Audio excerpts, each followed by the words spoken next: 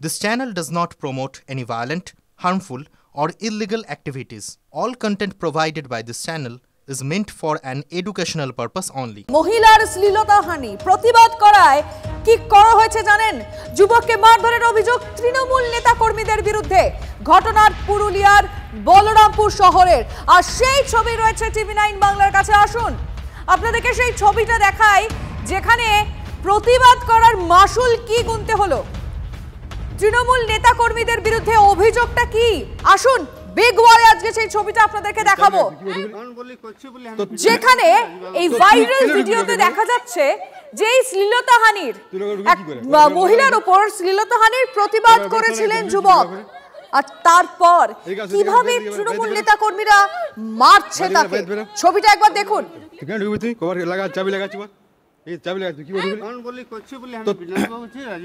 তুই কেন ঢুকবি লোকে ঘরে? তুই লোকে ঢুকে কি করে? ঘরে মরদা নাকি ও ঘরে বাড়ি চলে নাকি? তুই ঢুকে কি করে ঘরে?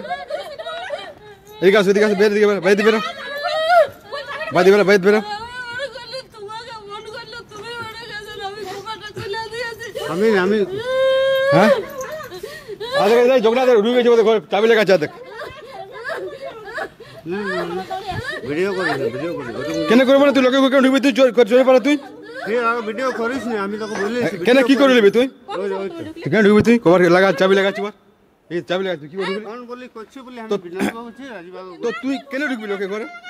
ছবিটা দেখুন, এই সেই তৃণমূল নেতা যার দাদাগিরি দেখলেন আপনারা।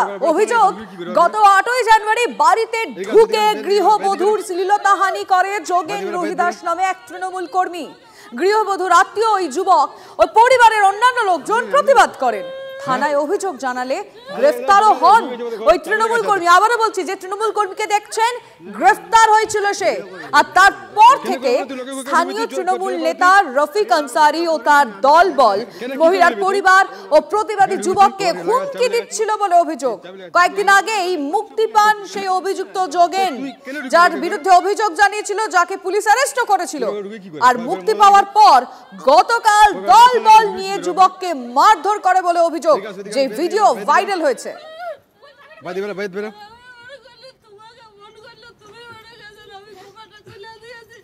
কথা বলবো আমাদের রিপোর্টার তপন আমাদের সঙ্গে রয়েছে। তপন, মানে জেল থেকে বেরিয়েই এতটা সাহস পেল কি করে এই যোগেন, যে একেবারে সেই যে প্রতিবাদী যুবক তার বাড়িতে পৌঁছে গিয়ে তাকে এভাবে মারছে? পুলিশ কি কোনো ব্যবস্থা নিল? দেখো, সেটাই প্রশ্ন এখন, যে অভিযুক্ত যে যুবক, সেই যুবক গত 17 তারিখ সে জেল থেকে মুক্তি পায় এবং তারপরেই গতকাল রাত্রে তাকে এই যে প্রতিবাদী যুবক রাজু রুহিদাস, তাকে যখন একা পায় এই বলরামপুর শহরেরই একটি হোটেলের সামনে, তাকে সেই সময় মারধর করা হয় বলে অভিযোগ। এবং তাকে এতটাই মারধর করা হয় যে তাকে প্রথমে ব্লক প্রাথমিক স্বাস্থ্যকেন্দ্র বাসগড় সেখানে নিয়ে যাওয়া হয়। সেখান থেকেই তাকে পুরুলিয়া দেবেন মাহাতো গভর্নমেন্ট মেডিকেল কলেজ হাসপাতালে এখন তিনি চিকিৎসাধীন।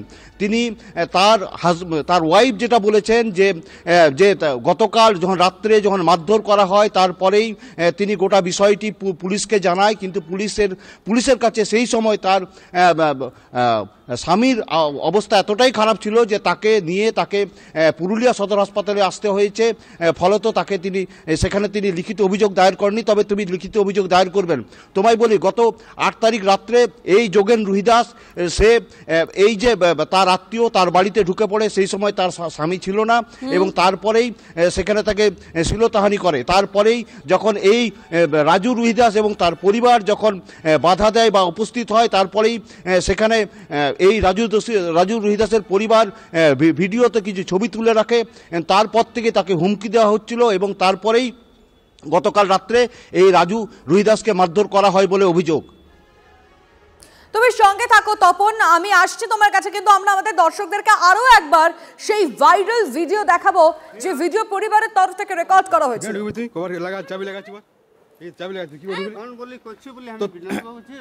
তো তুই কেন ঢুকবি লোকে ঘরে? তুই লোকে ঢুকে কি করে? ঘরে মরদা নাকি ও ঘরে বাড়ি চলে নাকি? তুই ঢুকে কি করে ঘরে? এদিকে আসো, এদিকে আসো, বের দিকে বাইরে বেরো, বাইরে বেরো, বাইরে বেরো।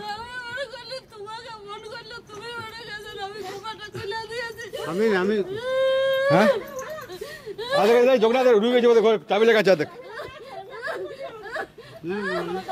ভিডিও করি ভিডিও করি কেন করবে না তুই লোকে কেন ঢুকবি তুই চোরে পালা তুই ভিডিও করিস না আমি তোকে বলেছি কেন কি করে নিবি তুই কেন ঢুকবি তুই কভার লাগা চাবি লাগাচ্ছি এই চাবি লাগা তুই কি করবি কোন বলি করছি বলে আমি বিনাশ বাবু ছি রাজবাবু তো তুই কেন ঢুকবি আমি আরেকবার কথা বলতে চাইবো আমাদের রিপোর্টারের সঙ্গে। তপন এই মুহূর্তে আমাদের সঙ্গে রয়েছেন। তপন, এই যোগেন রুহিদাস এখন কোথায় রয়েছে? এই গাছ ওদিকে বের দিকে বাইরে দিবে না। দেখো, যোগেন রুহিদাসের সাথে আজকে আমি কথা বলার চেষ্টা করেছিলাম, কিন্তু তিনি প্রশ্নের কোনো উত্তর দেননি। ফলত তিনি বেরিয়ে চলে যান, পাশ কাটিয়ে কোনো প্রশ্নের কোনো উত্তর দেয়নি। ফলত প্রশ্ন উঠছে যে এইভাবে জেল থেকে তিনি যখন জামিনে মুক্তি পান তারপরেই আবার কি করে এই প্রতিবাদী যে যুবক তার পরিবারের উপর হামলা করে বা তাদেরকে হুমকি দেওয়া হয়, এই যে একটা অভিযোগ উঠছে, এটাই প্রশ্ন উঠছে যে তাহলে যে এই যে দুষ্কৃতী বা এই যে যারা এই ঘটনার সাথে যুক্ত তারা কিভাবে এই পরিবারের উপরে বারবার বাড়িতে হামলা চালালো, তারা বাড়িতে গেলেন, দলবল নিয়ে গেলেন, তারপরে এই প্রতিবাদী যুবকের তরফ থেকে থানায় যাওয়া হয়েছিল, অভিযোগ করেছেন তারা। দেখো, গতকাল রাত্রেই বলরামপুর থানাতে গোটা বিষয়টি জানানো হয়, কিন্তু বলরামপুর থানাতে যেটা জানা গেছে, বলরামপুর থানার সূত্র থেকে জানা গেছে যে বলরামপুর থানা চেয়েছিলেন যে একটা অভিযোগ দায়ের করে দিতে, কিন্তু এই যে প্রতিবাদী যুবক যাকে মারধর করা হয়েছে তার স্ত্রী তিনি তার স্বামীকে নিয়ে পুরুলিয়ায় চলে আসেন। ফলত কালকে রাত্রে কোনো অভিযোগ দায়ের করেননি। প্লিজ সঙ্গে থাকো। এই মুহূর্তে আমরা বিজেপি নেতা শঙ্কর ঘোষের সঙ্গে যোগাযোগ করেছি। আপনাকে টিভি9 বাংলায় স্বাগত। যে খবরে নজর রাখছে এই মুহূর্তে বড় খবর, পুরুলিয়ায় এক তৃণমূল কর্মী এক মহিলা শ্লীলতাহানি করে, এক যুবক প্রতিবাদ করেছিলেন, পরিবারের তরফ থেকে অভিযোগও জানানো হয়েছিল, তাকে পুলিশ জেলেও নিয়ে গেছিল, কিন্তু পরবর্তীতে জামিন পাওয়ার পরেই সেই প্রতিবাদী যুবকের বাড়িতে যান, তাকে মারধর করেন, হুমকি দেন। আপনি কিভাবে দেখছেন? দেখুন, আমার তো মনে হয় উনি ভবিষ্যতে তৃণমূলের বড় নেতা হতে পারবেন। তার প্রাথমিক যে কাজ, সেই কাজটি তিনি সম্পন্ন করেছেন। খুবই দুর্ভাগ্যের যে একের পর এক এই ধরনের দুষ্কৃতীরা রাজ্যে মুখ হিসাবে সামনে উঠে আসছে, এবং রাজ্যের পুলিশ মন্ত্রী হিসাবে মুখ্যমন্ত্রী কতখানি ব্যর্থ এটা প্রমাণিত হয় যখন জামিনে থাকা দুষ্কৃতীরা নতুন করে অপরাধ ঘটায়। অর্থাৎ অপরাধীদের পশ্চিমবঙ্গের শাসন ব্যবস্থাকে যে বুড়ো আঙুল দেখাচ্ছে তার জ্বলন্ত উদাহরণ হচ্ছে পুরুলিয়ার এই ঘটনা। ধন্যবাদ আপনাকে। আমরা কথা বললাম শঙ্কর ঘোষের সঙ্গে, এবং যে প্রতিবাদী যুবক এবং তার স্ত্রী এই ঘটনার পর কি বলছেন শুনুন। তুই কেন ঢুকবি লোকে ঘরে? জগর ওই পার্টির সাথে একটু ঘোরাঘুরি করে, টিএমসি পার্টি। হ্যাঁ, অভিযোগ করেছিলাম থানাতে, তো থানাতে ওকে তুলে নিয়ে গেছিল রাত্রেবেলা, ফির ওকে রেফার করেছিল। ও 7-8 দিন ওকে রেখেছিল জেলে, বেল নিয়ে বাড়ি গেছে। আমি সাক্ষী আছি ও কেসে, তার জন্য আমাকে মারলো। বলছে ওকে মারে শেষ করে দে, বলছি তুই বাঁচা থাকবি তবে না তুই সাক্ষী দিবি কোর্টে। কালকে আমার স্বামীকে রাফিক আনসারি, গুড্ডু আনসারি আর ইয়াকুব আনসারি আর কালু আনসারির ছেলে, এরা সব মিলে করে, আর জগন রুহিদাস সব মিলে করে একটা হোটেলে নিয়ে যেয়ে করে মেরেছে। অভিযুক্ত তৃণমূল কর্মীর বক্তব্য আমাদের কাছে এসে পৌঁছেছে। বিজেপি বা কি বলছে শুনবো। এই গাছ ওদিকে বের দিকে বাইরে দিবে না। মহিলার বাড়িতে কিছু তৃণমূলের কানা পাড়িকা নেতা শ্লীলতাহানির চেষ্টা করে, তারই পরিপ্রেক্ষিতে যে এখন মৃত্যুর সাথে লড়ছে, হসপিটালে যে ভর্তি আছে রাজু রুহিদাস, সে তার প্রতিবাদ করেছিল এবং বলরামপুরের প্রশাসনের কাছে দ্বারস্থ হয়। যে আজকে যে ঘটনাটা ঘটেছে, আজকে যে হসপিটালে ভর্তি আছে এক সনাতনী গরিব ছেলে রাজুদা, এই ঘটনাটা ঘটার মূল কারিগর বা মূল কারণ হচ্ছে বলরামপুরের অপদার্থ তৃণমূলের দালার পুলিশ এবং তৃণমূলের কানাপাড়িকা নেতারা। বিষয়টা ভিত্তিহীন। গতকাল রাত্রে যেখানে ঝামেলাটা হয়েছে সেখানে আমি উপস্থিত ছিলাম না, তবে আজ সকালে যেহেতু আমি এই এলাকারই বাসিন্দা, এই পাড়ারই বাসিন্দা, আমি সকালবেলা আজ দলীয় কার্যালয়ে খবরটা পেলাম যে গতকাল রাত্রে একটা ঝামেলা হয়েছে। আমি বিষয়টা খোঁজ খবর নিয়ে দেখব, তবে টোটাল ব্যাপারটা ভিত্তিহীন। আমরা পরের খবরে নজর রাখছি। প্রসূতি মৃত্যুর পর ফের বিতর্কে মেদিনীপুর মেডিকেল কলেজ। এবার ওষুধ কেনাকাটায় উঠল বড় বেনিয়মের অভিযোগ। সরকার অনুমোদিত সংস্থার কাছে অক্সিটোসিন কেনে নি কর্তৃপক্ষ। TV9 বাংলার হাতে বিস্ফোরক সেই প্রামাণ্য নথি। প্রসবের পর প্রসূতির রক্তক্ষরণ বন্ধ করতে অক্সিটোসিন দেওয়া হয়। মেদিনীপুরে প্রসূতি মৃত্যুতে অক্সিটোসিনের মান নিয়ে প্রশ্ন ওঠে। আমাদের কাছে আর কি কি তথ্য রয়েছে আমাদের রিপোর্টার সৌরভ দত্তের ডিটেলে জানাবেন। সৌরভ, লিমা দেখো কোন ওষুধ কেনার ক্ষেত্রে এই গরমিল ধরা পড়েছে। সেই ওষুধ কোন ওষুধ?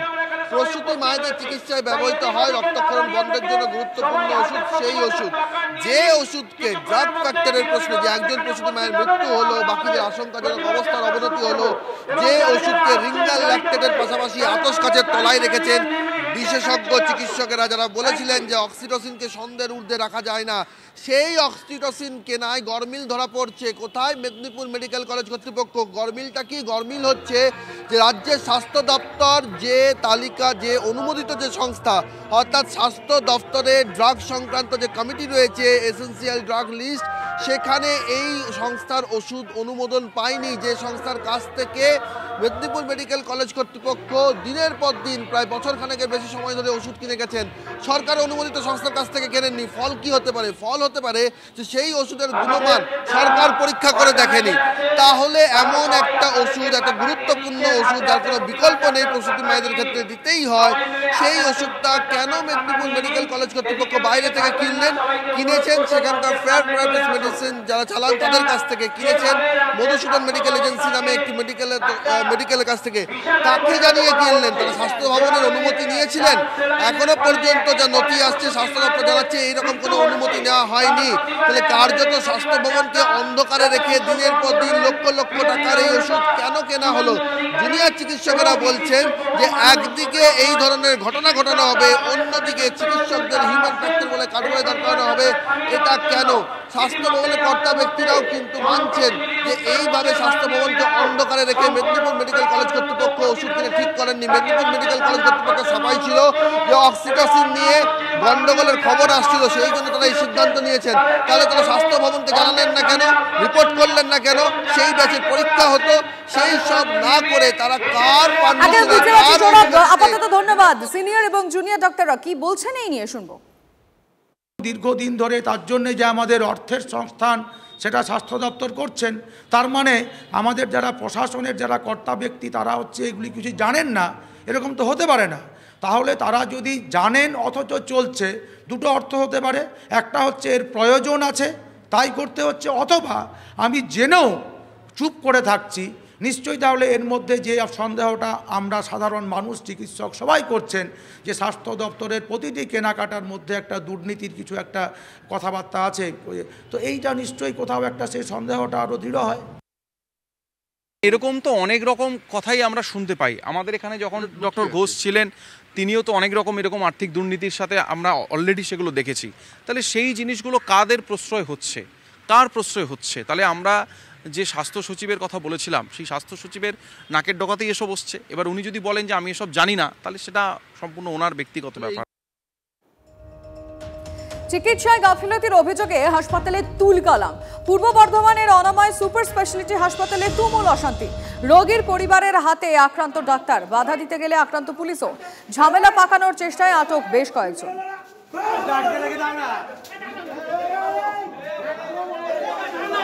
ইনজিওর্ড পেশেন্ট এসেছিলেন, যে পেশেন্ট পার্টিরা ছিল তারা একটু অ্যাজিটেটেড হয়ে যায় এবং আমাদের ডাক্তারবাবু, নার্সিং স্টাফ, আমাদের নিজস্ব যারা স্টাফ আছে তাদের, পুলিশ পার্সোনাল, তারা বোঝানোর চেষ্টা করে তাদেরকে সরিয়ে দেওয়ার চেষ্টা করছিল, কিন্তু কোনোভাবেই কিছু হয়নি।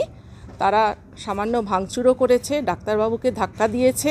ওসি সাহেব ইনফরমেশন দিলেন যে যারা এই ঘটনা ঘটিয়ে গেছে তাদের মধ্যে কেউ কেউ অ্যারেস্টেডও হয়েছে। কলকাতা বইমেলায় স্টল দেওয়ার আবেদন খারিজ হয়েছে। বিশ্ব হিন্দু পরিষদের আবেদন খারিজ করলেন বিচারপতি অমৃতা সিনহা। আর একবার জানিয়ে রাখবো, কলকাতা বইমেলায় স্টল দেওয়ার আবেদন খারিজ, বিশ্ব হিন্দু পরিষদের আবেদন খারিজ করলেন। কি বলেছেন বিচারপতি অমৃতা সিনহা? আমাদের রিপোর্টার শ্রাবন্তী শাহর কাছ থেকে জানবো। শ্রাবন্তী, দেখো, আলাদা করে তিনি উল্লেখ করেননি।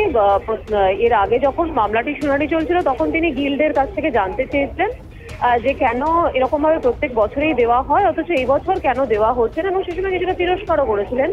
আজকে শুধু তিনি জাজমেন্ট পড়ে শুনিয়েছেন এবং সেখানে আবেদনকারীর যে আবেদন ছিল সেটাকে খারিজ করা হয়েছে, অর্থাৎ একক আদালতের কোনো অনুমতি বিশ্ব হিন্দু পরিষদ পাচ্ছে না। ফলে আগামী গিল্ডের সিদ্ধান্তের প্রতিবাদে তারা যেরকম ভাবে চেয়েছিল যে তাদের স্টল করতে দেওয়া হোক, অন্তত একক বেঞ্চের রায় তারা সেরকম স্টল করতে পারছে না। ধন্যবাদ শ্রাবন্তী।